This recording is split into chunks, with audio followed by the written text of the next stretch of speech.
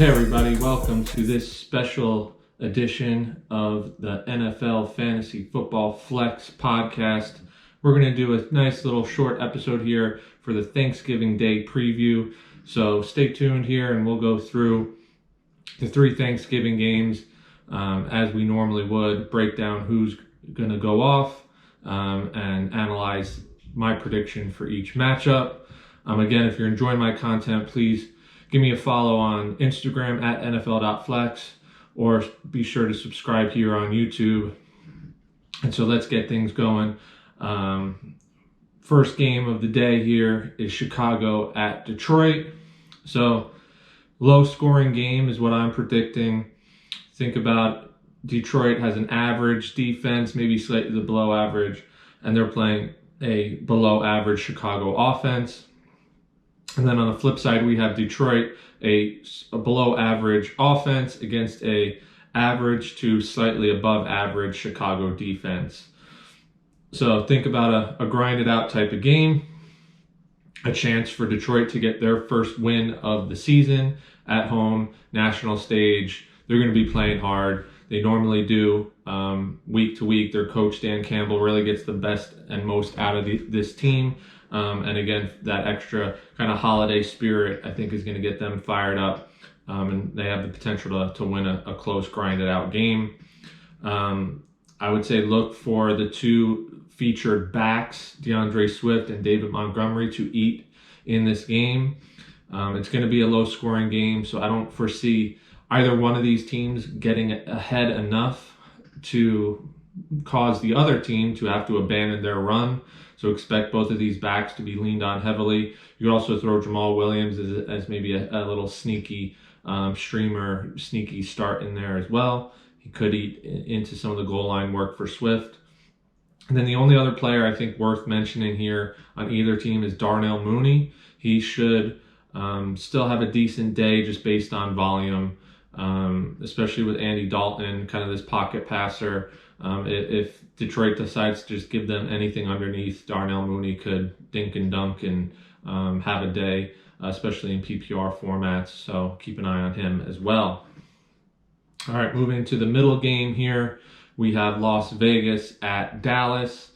Las Vegas has a decent pass rush. This is something I've observed over the past couple weeks. It's kind of the strength of this defense. Certainly helps out the secondary quite a bit.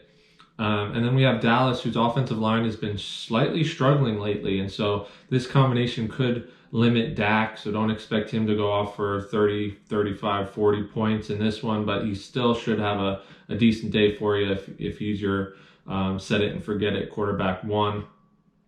Another thing that could limit Dak is CeeDee Lamb and Amari Cooper is likely out. CeeDee Lamb is in concussion protocol. Not sure he's going to be able to make it through the protocol on a short week. And then Amari Cooper was on the COVID reserve list last week. And again, I don't know if he's going to be cleared in time to play on this short week. So look for guys like Michael Gallup and Cedric Wilson to be streamers for you in the short term here. I know they've been hot on waiver ads for this week.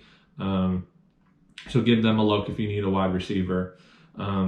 Last week, Ezekiel Elliott left the game, but returned with a knee tweak, let's call it.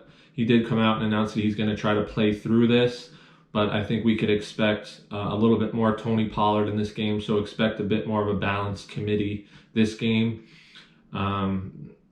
Makes things a little bit harder to predict. I think if you're a Zeke owner, you might not have many other options but to fire him up. Depends on what you got going on, but likely you drafted him to be your stud, and so you might have to ride him anytime he's playing.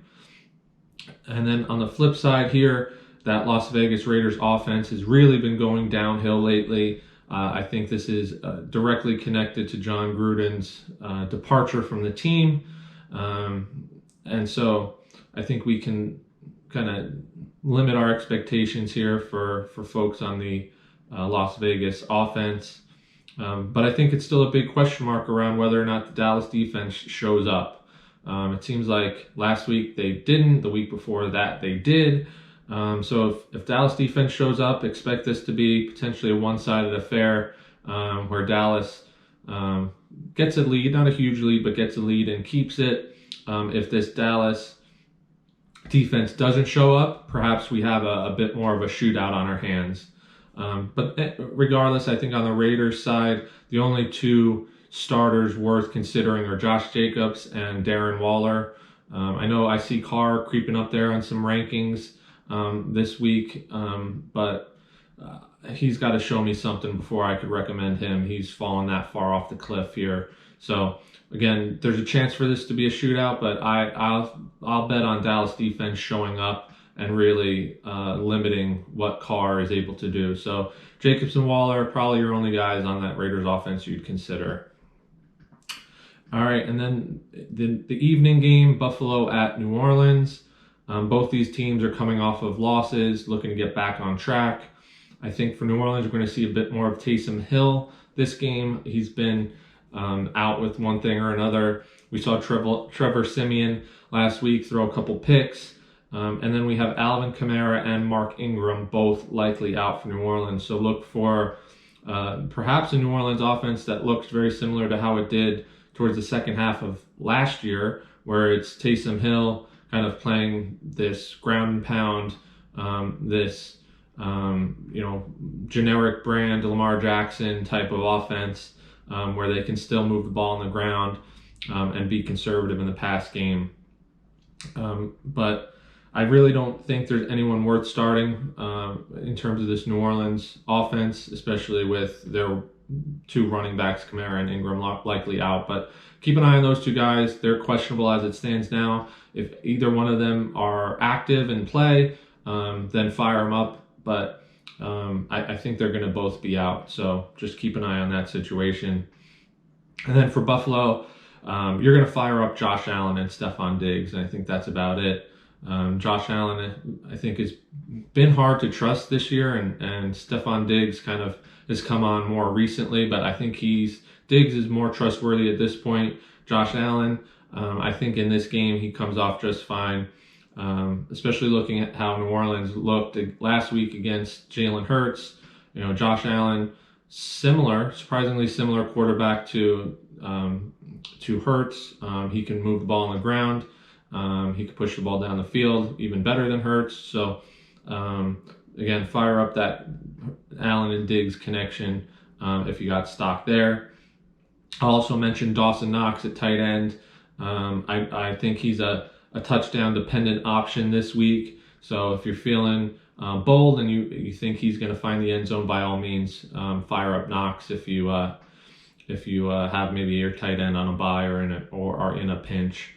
So that's it. That's the 3 Thanksgiving Day games. Check back here with me on Friday for the rest of my Week 12 predictions and for my love and hate list.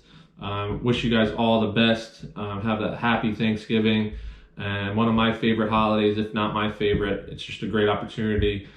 Spend time with the family, eat good food, and watch football, and of course to practice gratitude, something will deeply enrich our lives. So thanks again for listening. Please give me a follow and subscribe, and catch you guys on Friday. Thanks.